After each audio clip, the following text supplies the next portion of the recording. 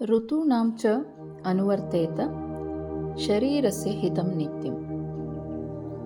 ಚರಕ ಸಂಹಿತೆಯಿಂದ ಸೂತ್ರಸ್ಥಾನ 6ನೇ ಅಧ್ಯಾಯ.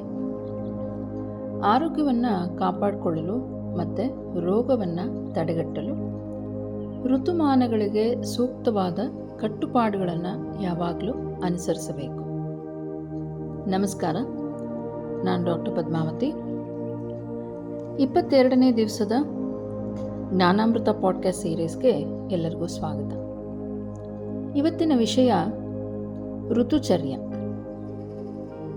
ಋತುಚರ್ಯ ಅಂದರೆ ಆಯುರ್ವೇದದಲ್ಲಿ 6 ಋತುಗಳಿಗೆ, ಅಂದರೆ ಶಿಶಿರ ಋತು, ವಸಂತ, ಗ್ರೀಷ್ಮ, ವರ್ಷ, ಶರತ್, ಹೇಮಂತ. ಈ 6 ಋತುಗಳಿಗೆ ಅದರ ತಕ್ಕ ಹಾಗೆ ಆಹಾರ, ಜೀವನ ಶೈಲಿ ಮತ್ತು ಅಭ್ಯಾಸಗಳನ್ನು ಅಳವಡಿಸಿಕೊಳ್ಳಲು ಸೂಚಿಸಿರುವಂಥ ಮಾರ್ಗಗಳು. ಇದರ ಮೂಲ ತತ್ವ ಏನು ಅಂದರೆ, ಪ್ರತಿ ಋತುವಿಗೂ ಏನು ವಾತ, ಪಿತ್ತ, ಕಫ ತ್ರಿದೋಷಗಳ ಮೇಲೆ ಹೇಗೆ ಪ್ರಭಾವ ಬೀರುತ್ತೆ, ಹಾಗೆಯೇ ಅದನ್ನು ತಡೆಗಟ್ಟಿಕೊಂಡು ಆರೋಗ್ಯ ಹೇಗೆ ಬದಲಾವಣೆ ಆಗುತ್ತೆ, ಏನು ಮಾಡಬೇಕು, ಯಾವ್ಯಾವ ಥರ ಆಹಾರ ತಗೋಬೇಕು ಎಲ್ಲವನ್ನ ಹೇಳ್ತಾ ಹೋಗ್ತಾರೆ. ಹಾಗೆ ನೋಡಿದ್ರೆ ಶಿಶಿರ ಋತು ಏನು? ಶಿಶಿರ ಋತು ಅಂದರೆ ಚಳಿಗಾಲದ ಕೊನೆಯ ಭಾಗ. ಅಲ್ಲಿ ಕಫ ಪ್ರಕೋಪ ಅಂದರೆ ಹೆಚ್ಚಾಗಿರುತ್ತೆ. ಆದ್ದರಿಂದ ಬೆಚ್ಚಗಿನ ಆಹಾರವನ್ನು ತಗೋಬೇಕು, ಹಾಗೇನೆ ವ್ಯಾಯಾಮನೂ ಮಾಡಬೇಕು. ನಮ್ಮ ಲೈಫ್ ಸ್ಟೈಲ್ ಹೆಂಗಿರಬೇಕು ಅಂದರೆ, ಶೀತಕ್ಕೆ, ಶೀತ ಗಾಳಿಗೆ, ಶೀತದ ವಾತಾವರಣಕ್ಕೆ ಒಡ್ಡಿಕೊಳ್ಳುವುದನ್ನು ತಪ್ಪಿಸ್ಕೋಬೇಕು ಅಂತ ಹೇಳ್ತಾರೆ. ವಸಂತ ಋತುವಿನಲ್ಲಿ ಅಗ್ನಿ ಕಮ್ಮಿ ಇರೋದ್ರಿಂದ ಹಗುರವಾದ ಆಹಾರ ಸೇವನೆ ಮಾಡಿ. ಕಫ ಉಲ್ಬಣ ಆಗುತ್ತೆ ಆ ಕಾಲದಲ್ಲಿ. ಜೇನುತುಪ್ಪದ ಸೇವನೆ ಹಾಗೂ ನಿರ್ದಿಷ್ಟ ಅಭ್ಯಾಸಗಳನ್ನು ಮಾಡಿ ಅಂತ ಹೇಳ್ತಾರೆ. ಗ್ರೀಷ್ಮ ಅಂದರೆ ಬೇಸಿಗೆಯಲ್ಲಿ ವಾತ ಹೆಚ್ಚಾಗುವಂಥದ್ದು. ಆದ್ದರಿಂದ ತಂಪಾದ ಆಹಾರವನ್ನು ಹೆಚ್ಚಾಗಿ ತಗೊಳ್ಳಿ. ಹಾಗೆಯೇ ಜಲ ಸಂಚಯವನ್ನು ಹೆಚ್ಚಿಸುವಂಥದ್ದು. ಅತಿಯಾದ ಸೂರ್ಯನನ್ನು ತಪ್ಪಿಸುತ್ತೆ, ಆದ್ದರಿಂದ ತಂಪಾದ ಆಹಾರ ತಗೊಳ್ಳಿ ಅಂತ ಹೇಳ್ತಾರೆ. ವರ್ಷಾ ಋತು ಅಂದರೆ ಮಾನ್ಸೂನು, ಮಳೆಗಾಲ. ಅಗ್ನಿ ಕಮ್ಮಿ ಇರುತ್ತೆ, ಆದ್ದರಿಂದ ಬೆಚ್ಚಗಿರುವಂಥ ಆಹಾರ ಮತ್ತು ಲಘುವಾದ ಆಹಾರವನ್ನು ತಗೋಬೇಕು. ಹಾಗೆಯೇ ಹಸಿ ತರಕಾರಿಗಳು, ಹಸಿ ಆಹಾರವನ್ನು ತ್ಯಜಿಸಬೇಕು. ಹಾಗೆಯೇ ನೈರ್ಮಲ್ಯದತ್ತ ಗಮನ ಕೊಡಿ ಅಂತ ಹೇಳುವಂಥದ್ದು. ಶರತ್ ಋತು ಅಂದರೆ ಶರತ್ಕಾಲದಲ್ಲಿ ಪಿತ್ತ ಹೆಚ್ಚಾಗೋದ್ರಿಂದ ಈ ಕಹಿ ಮತ್ತು ಸಿಹಿ ಆಹಾರ ಉಲ್ಬಣಗೊಳಿಸುವಂಥದ್ದು. ಮಸಾಲೆಯುಕ್ತ ಅಥವಾ ಎಣ್ಣೆಯುಕ್ತ ಆಹಾರ ತಗೋಬೇಡಿ ಅಂತ ಹೇಳ್ತಾರೆ. ಹೇಮಂತ ಋತು ಅಂದರೆ ಚಳಿಗಾಲದ ಆರಂಭ. ಅಲ್ಲಿ ಅಗ್ನಿ ತುಂಬ ಬಲವಾಗಿರುತ್ತೆ, ಆದ್ದರಿಂದ ಗುರು ಆಹಾರ ಮತ್ತು ಪೋಷಕಾಂಶಯುಕ್ತ ಆಹಾರ ಅದನ್ನು ಸೇವನೆ ಮಾಡಬಹುದು. ಹಾಗೆಯೇ ವ್ಯಾಯಾಮವನ್ನು ಹೆಚ್ಚಿಸುವಂಥ ಕೆಲವೊಂದು ವ್ಯಾಯಾಮಗಳನ್ನು ಮಾಡಿ. ಯಾವಾಗ? ಹೇಮಂತ ಋತುವಿನಲ್ಲಿ. ಇವೆಲ್ಲ ತುಂಬ ಸವಿಸ್ತಾರವಾಗಿ ಹೇಳಿರೋದು ನಮ್ಮ ಋತುಚರ್ಯ ಆಯುರ್ವೇದದಲ್ಲಿ. ಇದೆಲ್ಲ ಏನು ಅಂದರೆ, ಕಾಲೋಚಿತ ಅಸ್ವಸ್ಥತೆಗಳನ್ನು ತಡೆಗಟ್ಟಲು, ಕಾಲಕ್ಕೆ ತಕ್ಕ ಹಾಗೆ ಅವು ಬೇರೆ ಬೇರೆ ರೋಗಗಳು ಬರುತ್ತಲ್ಲ, ಅದನ್ನು ತಡೆಗಟ್ಟೋದು ಹೆಂಗೆ? ಈ ಒಂದು ಅಭ್ಯಾಸಗಳಿಂದ. ಅದರಿಂದ ಏನಾಗುತ್ತೆ, ನಮ್ಮ ರೋಗ ನಿರೋಧಕ ಶಕ್ತಿ ಹೆಚ್ಚಾಗುತ್ತೆ. ಬಲಪಡಿಸ್ಕೊಂಡು ನಾವು ನಮ್ಮ ಸಮತೋಲನವನ್ನು ಕಾಪಾಡ್ಕೋಬಹುದು. ಹಾಗೆ ಯೋಗದ ದೃಷ್ಟಿಕೋನ ನೋಡಿದ್ರೆ, ಈ ಒಂದು ಅಭ್ಯಾಸಗಳ ಮೂಲಕ ಪ್ರಕೃತಿಯ ಲಯಗಳೊಂದಿಗೆ ಹೊಂದಿಕೆ ಆಗುವಂಥದ್ದು. ಅಂದರೆ ನಾವೇನು ಬೇಸಿಗೆಯಲ್ಲಿ ಪ್ರಾಣಾಯಾಮ ಮಾಡೋದ್ರಿಂದ ತಂಪಾಗಿಸುತ್ತೆ. ಚಳಿಗಾಲದಲ್ಲಿ ಶಕ್ತಿಯುತವಾದ ಸೂರ್ಯ ನಮಸ್ಕಾರ ನಮ್ಮ ದೇಹದ ಚಳಿಗಾಲದಲ್ಲಿ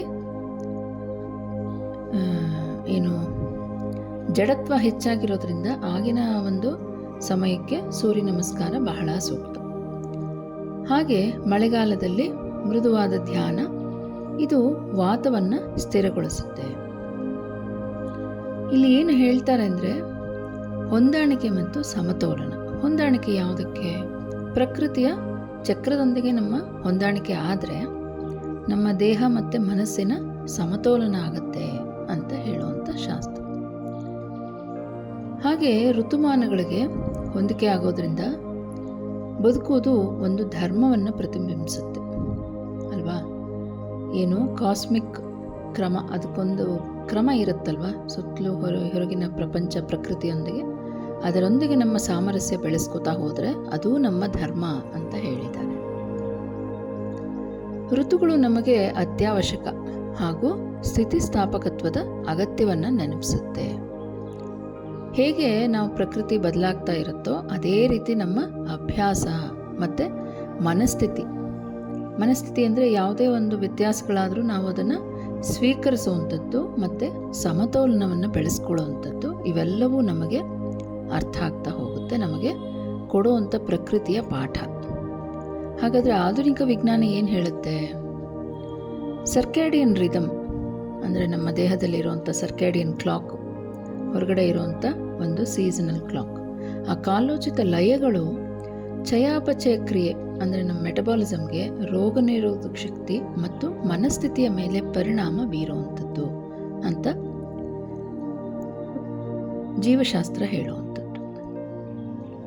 ಈ ಋತುಮಾನದ ಹೊಂದಿಕೆ ಆದಂಗೆ ನಾವು ಹೊಂದಿಕೆ ಮಾಡ್ಕೋತಾ ಹೋದರೆ ನಮ್ಮ ಜೀವನ ಶೈಲಿಯ ಏನು ಲೈಫ್ ಸ್ಟೈಲ್ ಡಿಸೀಸಸ್ ಏನಿದೆ, ಬೊಜ್ಜು, ಮಧುಮೇಹ ಅಥವಾ ರಕ್ತದೊತ್ತಡ, ಇವೆಲ್ಲವನ್ನು ಹೇಗೆ ಈ ಹೊಂದಾಣಿಕೆ ಮಾಡಿಕೊಂಡ್ರೆ, ಋತುಗಳಿಗೆ ಅನುವಾಗಿ ನಾವು ಹೊಂದಾಣಿಕೆ ಮಾಡಿಕೊಂಡ್ರೆ ಖಂಡಿತವಾಗ್ಲೂ ಈ ಲೈಫ್ ಸ್ಟೈಲ್ ಡಿಸಾರ್ಡರ್ಸು ಕಡಿಮೆ ಆಗ್ತಾ ಹೋಗುತ್ತೆ. ಋತುಮಾನದ ಆಹಾರ ಈ ಸೋಂಕುಗಳ ವಿರುದ್ಧ ಸ್ಥಿತಿಸ್ಥಾಪಕತ್ವವನ್ನು ಬಲಪಡಿಸುವಂಥದ್ದು, ಹಾಗೆ ನಮ್ಮ ರೋಗ ನಿರೋಧಕ ಶಕ್ತಿ ಹೆಚ್ಚಾಗುವಂಥದ್ದು. ಇವೆಲ್ಲವೂ ಮಾಡ್ತಾ ದೇಹಕ್ಕಲ್ದೇನೆ ಮನಸ್ಸಿಗೂ ತುಂಬ ಸುಧಾರಿಸುವಂಥ ಶಕ್ತಿ ಕೊಡುತ್ತೆ. ಕಾಲೋಚಿತ ಪರಿಣಾಮಕಾರಿ ಅಸಾಧಾರಣತೆ ಕಡಿಮೆ ಮಾಡುವಂಥದ್ದು, ಅದು ಒಂದು ಮಾನಸಿಕ ಆರೋಗ್ಯಕ್ಕೆ ಬಹಳ ಮುಖ್ಯವಾಗಿರೋದು. ಇವೆಲ್ಲವೂ ಒಡ್ಡಿಕೊಳ್ಳೋದ್ರಿಂದ ಋತುಗಳಿಗೆ ನಮ್ಮ ಮನಸ್ಸು ಕೂಡ ನವೋಲ್ಲಾಸದಿಂದ ಇರುತ್ತೆ. ಹಾಗೆ ಇವತ್ತಿನ ಅಭ್ಯಾಸ ಏನು ಅಂದರೆ, ನಮ್ಮ ಪ್ರಕೃತಿಯಲ್ಲಿ ಆಗ್ತಾ ಇರೋಂಥ ಬದಲಾವಣೆಯನ್ನು ಗಮನಿಸೋಣ. ಪ್ರತಿದಿನ ಏನಿದೆ ಇವತ್ತು ತಾಪಮಾನ, ಬೆಳಕು, ಸಸ್ಯಗಳು, ಏನೇನು ಯಾವ್ಯಾವ ರೀತಿ ಋತುಗಳಿಗೆ ತಕ್ಕ ಹಾಗೆ ಆಗ್ತಾ ಇರುತ್ತೆ. ನಾವು ಅದನ್ನು ಹೆಚ್ಚು ಗಮನಿಸಿರಲ್ಲ. ಇವತ್ತಿಂದ ಗಮನಿಸೋಕ್ಕೆ ಶುರು ಮಾಡೋಣ. ಅದರ ತಕ್ಕ ಹಾಗೆ ನಮ್ಮ ಊಟ ಮತ್ತು ದಿನಚರಿಯನ್ನು ಸರಿ ಹೊಂದಿಸ್ಕೊಳ್ಳೋಣ. ಉದಾಹರಣೆಗೆ ಈ ವಸಂತ ಋತುವಿನಲ್ಲಿ ಗಿಡಮೂಲಿಕೆ ಏನೋ ಒಂದು ಚಹಾ ಮಾಡ್ಕೊಳ್ಳೋದು ಅಥವಾ ಲಘು ಯೋಗದೊಂದಿಗೆ ಅಭ್ಯಾಸ ಮಾಡ್ತಾ ಶುರು ಮಾಡುವಂಥದ್ದು. ಈಗ ಮಳೆಗಾಲ ಇನ್ನೇನು ಶುರುವಾಗುತ್ತೆ, ಅದಕ್ಕೆ ತಕ್ಕ ಹಾಗೆ ನಮ್ಮ ದಿನಚರಿ ಮತ್ತು ಆಹಾರ ಕ್ರಮ ಎಲ್ಲವನ್ನು ಸರಿ ಮಾಡ್ಕೋತಾ ಹೋಗೋಣ. ಇದರಿಂದ ಅರ್ಥ ಆಗೋದು ಏನು ಅಂದರೆ, ಮೂಲವಾಗಿ ಆರೋಗ್ಯ ಯಾವಾಗಲೂ ಸ್ಥಿರವಾಗಿರಲ್ಲ. ನಾವು ನೋಡೋ ಒಂದು ರೆಗ್ಯುಲರ್ ಆಗಿ ಕೇಳೋದೇನು ಕಂಪ್ಲೇಂಟು, ಅಯ್ಯೋ ಸರಿ ಇಲ್ಲ, ಇವತ್ತು ಸರಿ ಇರಲಿಲ್ಲ, ಅವತ್ತು ಸರಿ ಇರಲಿಲ್ಲ, ಆರೋಗ್ಯ ಸರಿಯಾಗೇ ಇಲ್ಲ ಅಂತ. ಯಾಕೆ ಅಂದರೆ ಇದು ಆರೋಗ್ಯ ಸ್ಥಿರವಾಗಿರುವಂಥ ಒಂದು ಇದು ಅಲ್ಲ. ಅದು ಯಾವುದು ಅಂದರೆ, ಯಾಕೆ ಅಂದರೆ ಅದು ಪ್ರಕೃತಿಯ ಲಯದೊಂದಿಗೆ ಹರಿತಾ ಇರುವಂಥದ್ದು. ಅದಕ್ಕೋಸ್ಕರ ನಮ್ಮ ಋತುಚರ್ಯ ಅದಕ್ಕೆ ಅಂತಲೇ ಅದನ್ನು ಕಲ್ಪಿಸಿರುವಂಥದ್ದು. ಈ ಋತುಗಳೊಂದಿಗೆ ಹೊಂದಿಕೊಳ್ಳೋ ಹಾಗೆ ಅದನ್ನು ಹೊಂದ್ಕೋತಾ ಹೋದರೆ ಏನಾಗುತ್ತೆ, ನಾವು ಸಮತೋಲನ, ಸ್ಥಿತಿಸ್ಥಾಪಕತ್ವ ಮತ್ತು ಸಾಮರಸ್ಯವನ್ನು ಬೆಳೆಸ್ಕೋತಾ ಹೋಗ್ತೀವಿ. ಹೌದಲ್ವಾ? ಇನ್ಮೇಲಾದರೂ ನಾವು ಋತುಗಳಿಗೆ ತಕ್ಕ ಹಾಗೆ ನಮ್ಮ ಆಹಾರ, ನಮ್ಮ ಚರ್ಯೆ ಏನು ಎಲ್ಲವನ್ನು ನಾವು ಅದನ್ನು ಮಾಡ್ಕೋತಾ ಹೋದರೆ ಎಂಥೆಂಥ ದೊಡ್ಡ ಕಾಯಿಲೆಗಳನ್ನು ಈಗಲೇ ತಡೆಗಟ್ಬೋದು. ಹಾಗೆ ಮುಂದಿನ ಯುವ ಪೀಳಿಗೆಗೂ ಇದನ್ನು ಹೆಚ್ಚು ಅವರಿಗೆ ಅರ್ಥ ಆಗೋ ರೀತಿಯಲ್ಲಿ ಮನೆಯಲ್ಲೇ ಅದನ್ನು ಶುರು ಮಾಡ್ತಾ ಹೋಗ್ಬೋದು. ಖಂಡಿತವಾಗ್ಲೂ ಎಲ್ಲರೂ ಮಾಡ್ತಿರಲ್ವಾ? ಮತ್ತೆ ಸಿಗೋಣ ನಾಳೆ. ಅಲ್ಲಿ ತನಕ ಹರಿ ಓಂ.